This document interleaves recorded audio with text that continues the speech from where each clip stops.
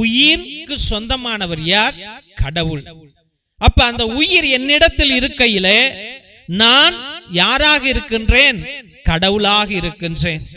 அந்த உயிர் என்னுள்ளா இருக்கும் பொழுது அந்த பரிசுத்த சக்தி, அந்த வல்லமையான சக்தி, அந்த உன்னத சக்தி எனக்குள்ளா இருந்து கொண்டிருக்கிறது.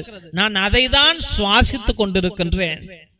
அப்ப கடவுள் எங்கும் இருக்கிறார், எதிலும் இருக்கின்றார் என்றால் கடவுள் இங்கு இருக்கின்றார், இந்த இடத்தில் இருக்கின்றார், என்னோடு இருக்கிறார், எனக்குள்ளா இருக்கிறார். நான் அவரைதான் அனுபவித்துக் கொண்டிருக்கிறேன், நான் அவரை தான் அனுபவித்துக் கொண்டிருக்கிறேன். அப்ப அந்த தொடக்க நூல் முதல் அதிகாரத்துல எவ்வளவு ஒரு புதிய தன்மையை ஒரு மனிதன் பெற்றிருக்கின்றான், ஒரு புனித தன்மையை மனிதன் பெற்றிருக்கிறான் என்றால், நீ இன்னைக்கு நினைப்ப, ஐயோ நான் ஏழை, ஐயோ நான் படிக்காதவன், ஐயோ நான் பணக்காரன், ஐயோ நான்